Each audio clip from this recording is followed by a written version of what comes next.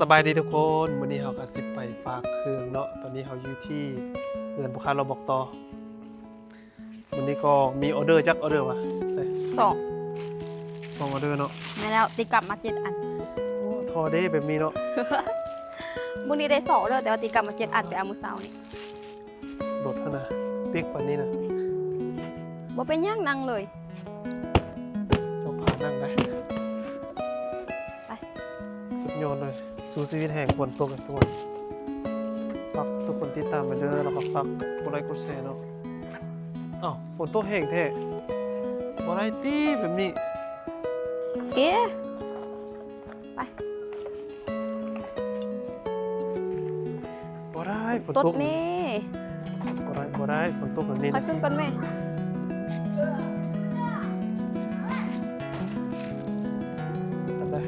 น้ำเป๊กมืดมาเลยทุกคนว่ามันสิไก่ซ้ำใดเนาะไปเบิ่งน้ำกันชีวิตเฮาต้องสู้แล้วทุกคน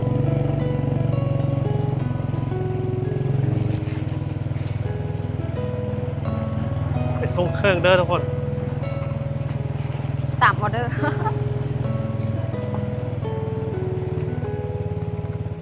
สุดได้กินตำส้มนะเส้นทางก็ประมาณนี้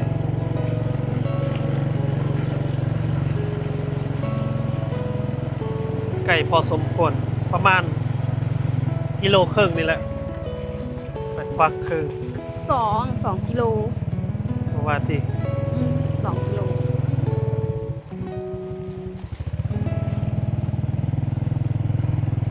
เป็นทางหน้าอยู่ที่ฝนบ่ตกเนาะต่อไปก็สิถ่ายคลิปยาวให้ทุกคนเบิ่งเนาะลง YouTube ให้ทุกคนเบิ่งเพราะว่ามันถ่ายการใช้ชีวิตประจำวันให้ทุกคนเบิ่งโดนแล้วบ่ได้ถ่ายคลิปลง YouTube ให้ทุกคนเบิ่งย้อนว่าบ่มีเวลาเลย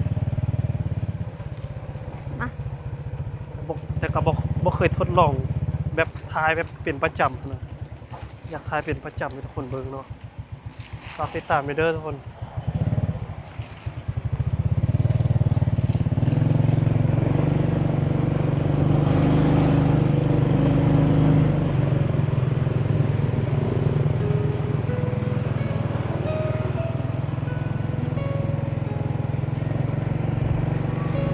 โอ้ไม่ปุ๊บเปียกมันสิบอกเพียงหมดนี่ฝนตกแห้งไว้เด้อทางหลังก็มีรถใหญ่อันนี้ก็คือตอนนี้เอาสูงเครื่องเยอะอันนี้อยู่บ้านเสียงดาเนาะว่าเอามาเฮ็ดเวียกอยู่บ้านเสียงดา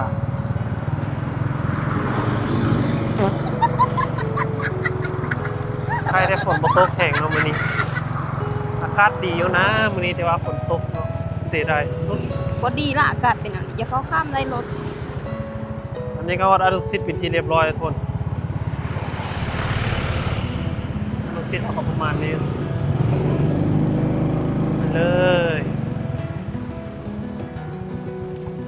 โอเคอนุสิตเรียบร้อยแล้ว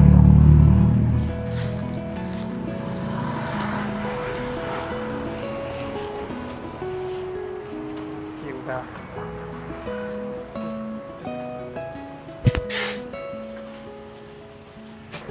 ยังให้ดาวว่าเบิ้งของแท้หรือของปลอมนะของแท้หรือของปลอมให้ดาวว่าเบิ้งมันใหญ่แบบนี้ต้องนับ เป็นข้อ3เด้อ1 2มันใหญ่แบบนี้ต้องเป็นของปลอม3ของแท้ใส่บ่รู้ไหมของปลอมมะม่วงสุกแล้วใส่บนแมนติโบเยี่ยโต๊ะคอยมะเกียงไปเรียบร้อยนี่ปั้นน้ำยังปั้นโกโก้ทานผักประจำมากินมื้อนึงมันใจสิขาดมาจับกล้องเลยไปรถลายแห้ง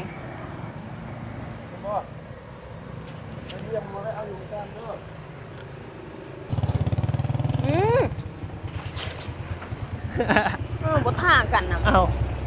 เห็นไหมเลยจะไปทางไหนอยู่ห้านใดห้านที่เจ้าว่านอยากได้ซ่วงกันนะไก่บ่ ป้าเย็นแห้ง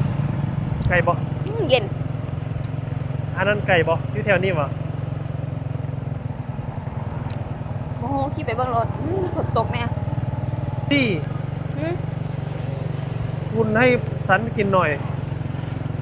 ฮะ สันก็อยากกิน อ้าวเธอก็อยากกินเหรอ เธอก็กินสิอะ ใส่ครับ เธอกินสิเธอกินแบบเหมือนอะไรอะเหมือน เฮ้ยมันบ่เห็นนะ ไก่พด เอ้ยมันรถเอน่ะ มันเหมือนยังไงหูมันรถเอขนาดมันรถฝนตกเด้น่ะ แบบเหมือนว่าฉันพูดไทยไม่ค่อยท็อปแบบเหมือนว่าฝนตกแห้งแล้วโทรศัพท์ก็จะเปียกได้ละกะอันนี้หวะ บอกไปอีกไก่กู อู้ ไก่ได้ฝนกระตกอีกใหม่เปียกหมดแน่ เอาอู้เย็นโพดอ๋อทำไมคุณซื้ออันเย็นอ่ะ ทำไมเหมือนโทรศัพท์ซะมันมีน้ำฝนทึกจอมันนะไอ้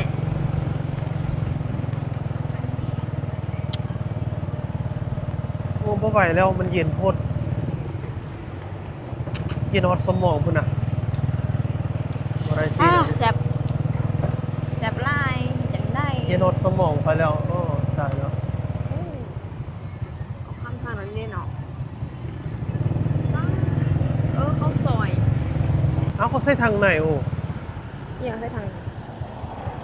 ไม่เจ้าเอาใส่ทางไหนแม่จับหยังไปจับหยังน้อยเท่านี้ โบหูและโลได้ยังเด็ก เอาใส่ ได้ เอาใส่ทางไหนพริกกับบ่เป็นหยัง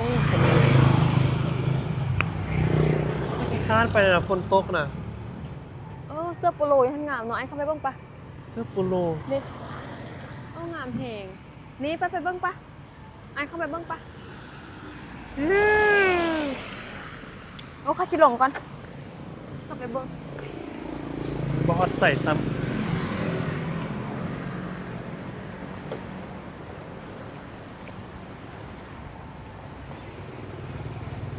เบิ่งเสื้อยูฮันเองแล้วทุกคนคิดว่าจะไปซอกซื้อซองเนาะมีซองก็เลยมาเวฮันโปโล ว้า เสื้อโปโล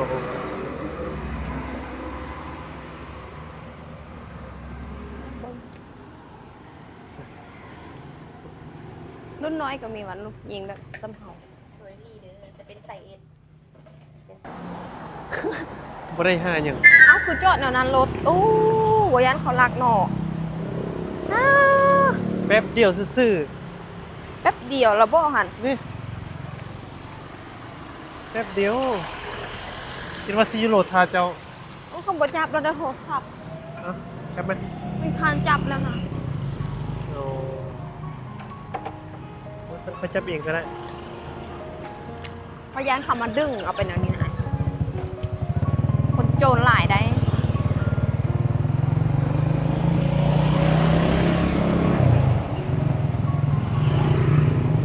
ใส่ไปกี่ข้าง พัน ไป 69,000ได้ โอ้ย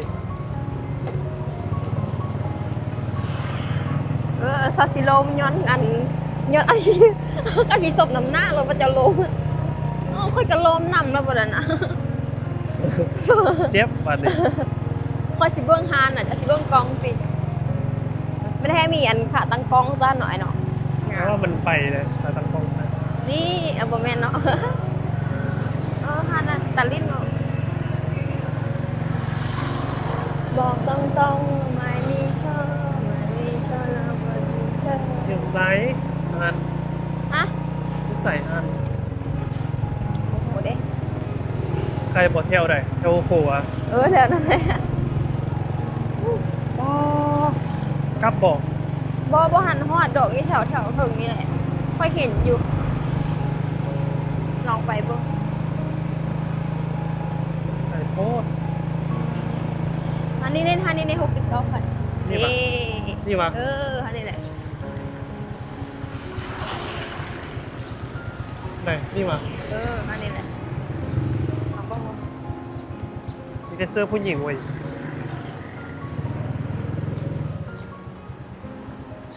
ลองเข้าไปเบิ่งก่อนคนฝนกระตกตัวนี้ช่างมาวุ่นวายเฮาเหลือเกิน ส่งผู้ชายก็มีว่ะลองเลาะเบิ่งส่งยินสักประมาณแบบนี้ ไป69,000นี่นะ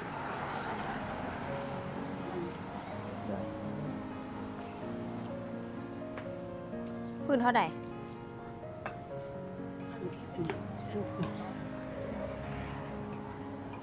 ไปซื้อมาดู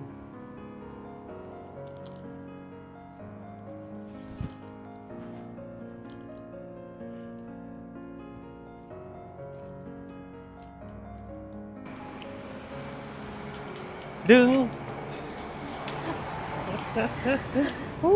มาสองข้างแล้วเด้อบ่ได้หยังฝนแห้งตกอีก ไอ้เปียกนะไอ้เปียกนะเอาไหมน้ำค่อยวะ ไปอยุ่นแล้วเนาะ เสียงค่อยเข้าให้เลยบ่อ่ะ ไปกลับบอก กลับก็กลับไป ฝนตกแห้งน่ะท่านนี่มาหันจะว่าแม่นบอกครับกลับไปห้อง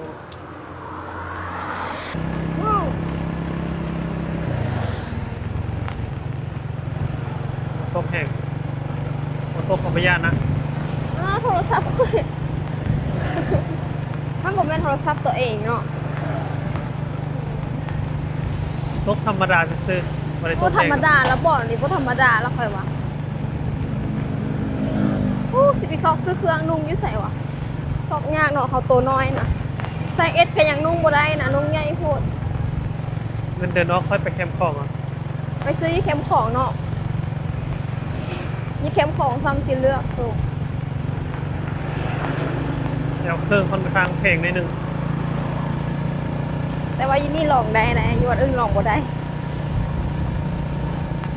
ป้าขอตู้นั่นน่ะได้พอแล้วนะ ห้องคนบอก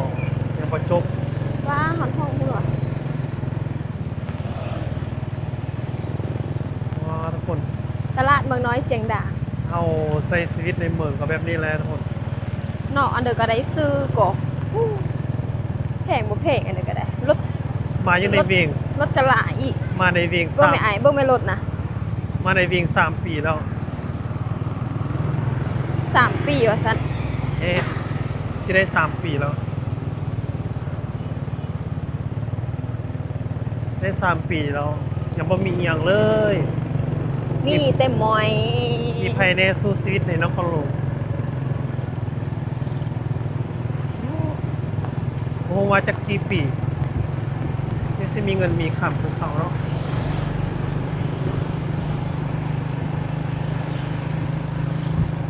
ไอออเวียนเข้าเอาบ่รถจังบ่หลาย โอเคนะ เฮามาทางเก้าเฮาก็ต่อทางเก้าเนาะ อันนี้นะหลายคนมาวงเวียนน้อยๆนี่นะ เนาะวงเวียนน้อยๆนะคะ เขาขี้อ้อมขี้อ้อมไปอ้อมมาอยู่แต่2รอบบ่มีมักส้มเนาะจะเอาไปตำ โอ้มีว้ายสายยานเนี่ย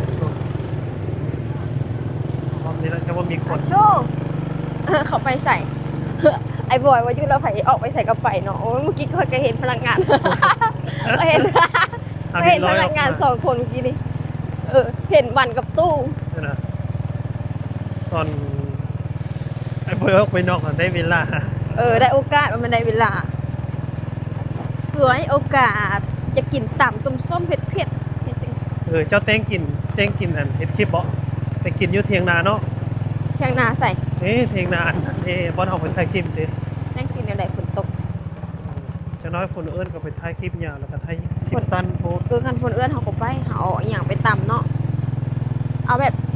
ไทยเอ็ดคลิปอยู่หันลงเนาะมืออื่นก็ได้มือนี้ก็ได้คันฝนเสา คลิปยาวพร้อมมีคลิปสั้นพร้อมโอ้ได้หลายแฮง โอ้มานี่4 นาทีผมได้อาย มาจิจักนาทีแท้ อู้ขี้ไหวแท้จับเบิ่งเดียวยังขี้ไหวอีกได้เศร้า คนมันนั่นเนาะถนัดมา คอยได้ไหม เบิ่งหน้าเปียกหมด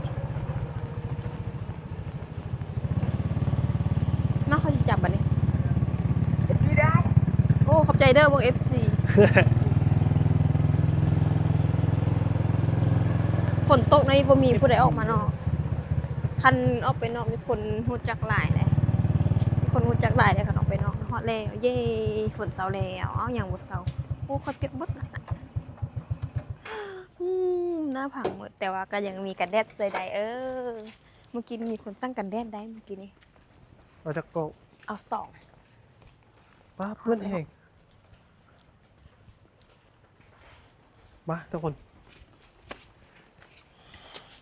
เอา อ่ะจะไปเบิ่งก่อนติกับ ปิดสงบ อ้าวปิดสงบว่ะไฟลับว่ะ อะไรหูเขาแล้วเปิดอีใส่วะว้าย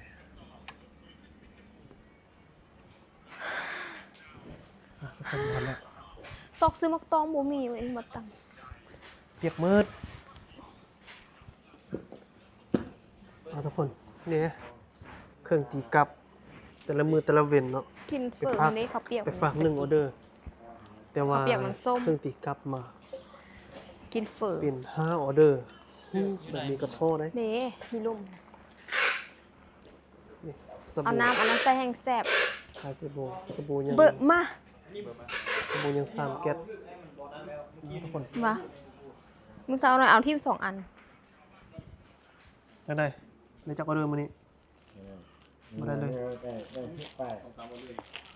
อ๋อเด็กได้หลายเนาะนี่ได้ออเดอร์เดียว กินไหม ฝากเดียวครับ ชิม ทุกคนวันนี้ก็ประมาณนี้นะทุกคนจะได้ก็ฝากทุกคนกดไลค์กดแชร์เลยเด้อฝากติดตามเลยทุกคน บ่คมช็อกโกแลต คลิปหน้าเจอกันเลยใช้ชีวิตประจำวันนะ เพียงมัดผม